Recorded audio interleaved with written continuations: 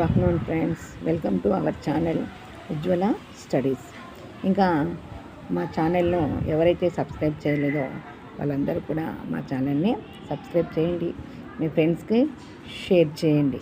ఇక టాపిక్లోకి వెళ్ళిపోదాం. మరి ఈరోజు టాపిక్ గల్పిక. మరి గల్పిక గురించి మనము కొన్ని విశేషాలను తెలుసుకుందాం. గల్పిక పరిచయం, నిర్వచనాలు.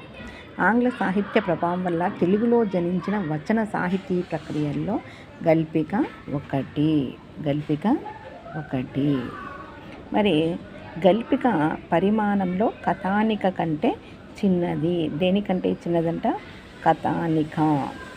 గల్పికలో విమర్శ ప్రధానం. గల్పికలో ముఖ్యంగా ఏది ప్రధానంగా ఉంటుంది? విమర్శ. గల్పికలో సంఘటనకు ఎక్కువ ప్రాధాన్యం ఉంటుంది. చూడండి, ఇక్కడ గల్పిక పరిమాణంలో చూస్తే కథానిక కంటే కూడా చిన్నది. మరి గల్పికలో ఎక్కువగా విమర్శకు ప్రాధాన్యం ఇస్తారు. అదేవిధంగా గల్పికలో సంఘటనకు ఎక్కువ ప్రాధాన్యం ఉంటుంది. మానవ జీవితంలోని ఒడిదుడుకుల్ని చిత్రించేదే కథానిక అయితే, ఒక వ్యక్తిని కానీ ఒక వ్యవస్థను కానీ అవహేళన చేసేది ఏది అంటే గల్పిక. ఏది? గల్పిక. మానవ జీవితంలోని ఒడిదుడుకుల్ని చిత్రించేది కథానిక. కానీ ఒక వ్యక్తిని కానీ ఒక వ్యవస్థను కానీ అవహేళన చేసేది ఏది అంటే గల్పిక. కథానిక సార్వజనీనమైతే గల్పిక వైయుక్తకమైనది. కథానిక సార్వజనీనమైతే గల్పిక ఏమవుతుందంట? వైయుక్తికమైనది. గల్పికలో అనుభూతి చిత్రణ కంటే అనుభవ ప్రకటనకు, భావ దృష్టికి రచయితలు ఎక్కువగా ప్రాధాన్యం ఇచ్చారు. విమర్శ, హేళన, వ్యంగ్యం ద్వారా సాధించడం కూడా గల్పికలో మనము చూడవచ్చును.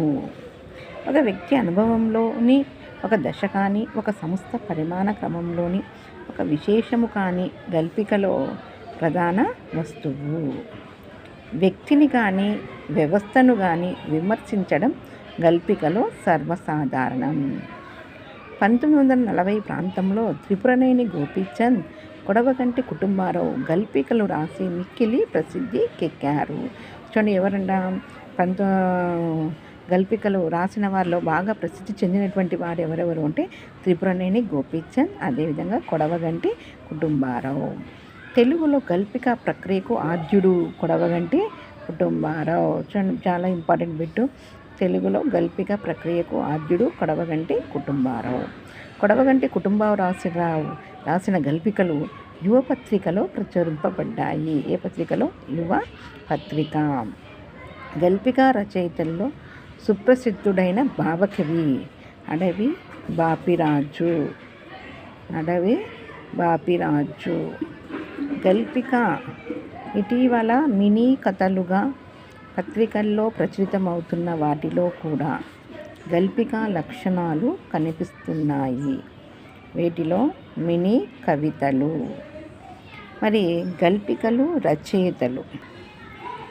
కొడవగంటి కుటుంబారావు ఏం గల్పిక రచించాడు? అంపకాలు. ముక్కపాటి నరసింహశాస్త్రి పిలక. రావి శాస్త్రి బాకీ కథలు, అదేవిధంగా 6 చిత్రాలు. చింతా దీక్షితులు మబ్బుల బుట్టలు, జాతకము, ఎవరు మంచి వారు. మల్లాది రామకృష్ణ శాస్త్రి చెంగల్వ రంగవల్లి. అడవి బాపిరాజు అంజలి శశికళ. పివి సుబ్బారావు దేశద్రోహి. అక్కిరాజు రమాపతిరావు బూటుకాళ్ళు, గూడు విడిచిన గోరింక. ఇవన్నీ కూడా గల్పికలోని ముఖ్యమైనటువంటి ప్రశ్నలు.